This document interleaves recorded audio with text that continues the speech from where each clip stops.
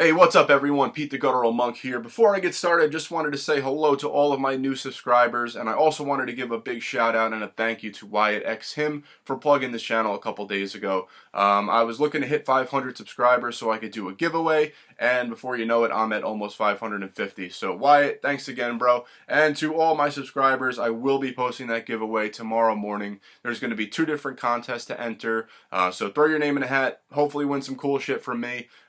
Stay tuned to this channel, obviously, tomorrow morning for more details on that one. So before I begin this update, I just wanted to apologize. I am sick as a dog, and it kind of sucked because this weekend was my birthday, and I just wasn't able to really enjoy it as much as I wanted to, but I still made it to my favorite CD store. I was able to pick up 15 albums out of the used bin, and a couple others that I'll share in a future update with you. But I wanted to share these with you because I figured it has been a long time since I've done some kind of a non-new release update, and that's what I want to kind of do more of on this channel. So getting things started, this is Code with Augur Nox. This is their 3rd album. This is when they kind of stepped real deep into the progressive end of the pool. Nice digipack release here. This is on Agoraphobic Records or something like that, pretty sure. Anyway, if you like their heavier black metal stuff, definitely check out Nouveau Gloaming and Resplendent Grotesque, their first 2 albums. Resplendent Grotesque is one of my favorite albums of all time. Augur Nox is no slouch either, but like I said, definitely more of a progressive edge to it. And if you're not really heavy on the black metal thing at all, you like more of like a progressive rock, hard rock kind of thing, check out their most recent effort called Moat. I think that was out in 2015. That's a fantastic album as well. Everything they've done has been nothing short of stellar. Code absolutely kicks ass. That's why I started with them. Next up, this is Altered States of America by Agoraphobic Nosebleed. I picked this one up to hopefully get closer to completing their discography. This is a cool 2-disc set. What was really awesome about this is it comes on these transparent CDs with some obvious drug references, as they are pretty much known for. Blistering grindcore, shouldn't really have to say much about Agoraphobic Nosebleed that you guys don't already know. I'll just show you the artwork on the inside of the jewel case there. But yeah, Relapse Records, Agoraphobic Nosebleed rules. 2-disc set. This is well over 100 tracks. This is like 153 songs. So yeah, good luck with that one. Altered States of America, Agoraphobic Nosebleed. Good shit. Next up, this is the 2nd album from Abysmal Dawn. This is Programmed to Consume. This is another one out on Relapse Records. Abysmal Dawn plays some heavy-duty, technical, brutal death metal. They're really fucking good at it as well. Check them out if you're into the heavier side of things, the more brutal side of things. Abysmal Dawn definitely does not disappoint. This is 3rd in a row from Relapse Records here. This was a cool one. This is kind of a super group of sorts that came out 2011, 2012, something like that, fronted by Travis Ryan from Cattle Decapitation. This is Murder Construct with Results. This is a more experimental grindcore approach to death metal. I honestly haven't listened or given a shit about this album since it was released. I never picked it up upon its initial drop, but I'm glad I scored this in a used bin. I am a huge fan of Travis Ryan. I'm looking forward to revisiting this one, so I think that is definitely a good score. Next up, these are 2 from the same band. This is Cave In with Jupiter and with Antenna. Jupiter is probably this band's masterpiece. These guys play hardcore, metalcore with like a post-rock, post-hardcore kind of thing going on to it. Much more of that post being mentioned and coming through on album like Antenna and everything in the later end of their discography. But like I said, Jupiter's the album to check out from them. Absolutely love this stuff. So check out Cave In if you haven't done so. And before I go any further, everything will be linked in the description below if I'm going a little fast for you guys. Or if you can't understand me because my head is just fucking clogged as hell right now. Next up, this is the most recent album from Neuraxis. I mentioned these guys in my last update video. This is Asylon, and I gotta admit, I'm a complete newbie with this one. I've never even spun this album. But like I said, this is their most recent full-length. This is out on Prosthetic Records. 2011, I believe, is when this one dropped. Super fucking crazy technical death metal. Check these guys out. If you haven't done so, and you're not familiar with Neuraxis at all, rewind a little bit and check out Trilateral Progression. I'm not saying that that's that this album's no good. I honestly don't know, but Trilateral Progression is like, if you're into technical death metal, that's the place to start. Next up, this album gets me closer to completing my My Dying Bride collection, which I'm stoked about. This is Like Gods of the Sun. This album, I believe, came out right after The Angel in the Dark River. This is when they dropped a lot of the death doom. This is when they upped a lot of that kind of gothic sound in their material.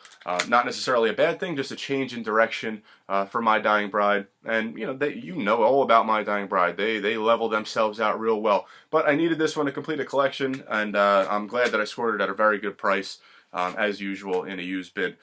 This one I'm really stoked about. Summoning is by no means my favorite band, or even near the top of my favorite bands, but I do own a lot of their material, and I was stoked when I saw this one because this turns out to be an original European Napalm Records pressing of probably their most popular album, Stronghold. It's in fantastic condition. Most of you guys would hate me if you knew what I paid for it. But Summoning, everybody should be pretty familiar with these guys. Epic, atmospheric black metal with just layers and layers of Tolkien worship going on there. So yeah, pick that one up. Really happy with that purchase for sure. Next up, this is probably my favorite metalcore band of all time. This is Converge. This is Unloved and Weeded Out. So what this is kind of a compilation of tracks that didn't make it onto a few albums. There's a lot of demos that never made it into final stages of recording, as well as a couple live songs from a set that they did out in California. But like I said, Converge is as near perfect as metalcore gets. They're one of my favorite bands of all time.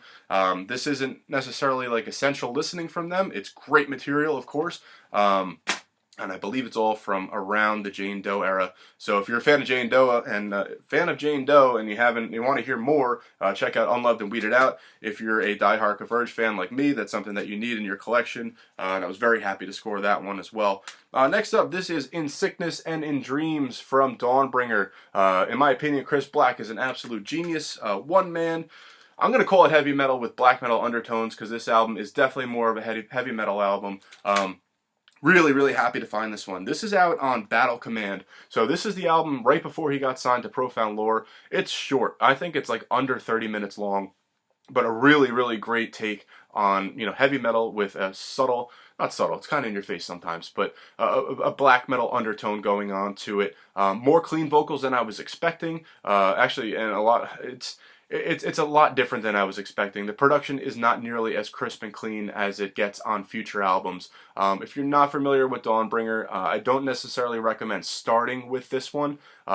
And I don't necessarily recommend starting with his most recent album, Hammer of the Night. But check out the middle, the fat of his discography there, because it's really, really impressive stuff. Love Dawnbringer. Yeah. Next up, this is Into the Moat with the Campaign. Into the Moat plays this like math metal, technical kind of metalcore, death metal kind of thing going on. This completes their discography for me. This is by no means their favorite recording of mine. I love the design. I love their hard to find EP. Yeah, Into the Moat with the Campaign. Saw it, had to have it.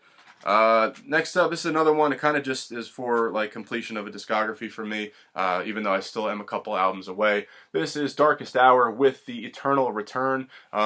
Melodic death metal, metalcore, whatever you want to call it. I think this one's 2009. Basically everything after this release I really stopped kind of caring about.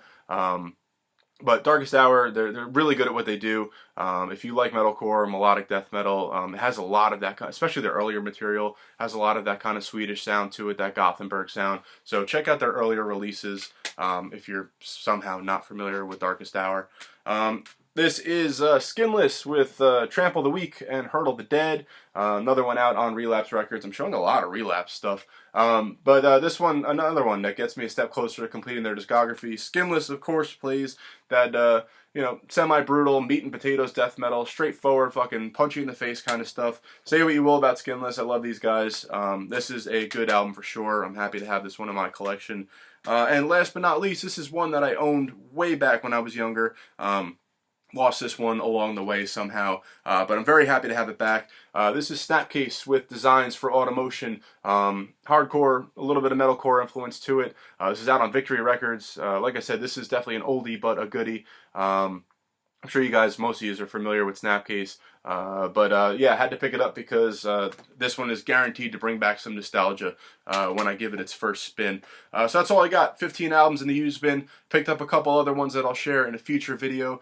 Don't forget about the giveaway tomorrow morning. All my new subscribers, every fucking one of you is open to that one. But you have to be a sub to participate in it. I will have 2 separate contests going on at once. And a week later, we'll draw some names and give out some shit. But in the meantime, guys, cheers. Thank you. Appreciate it.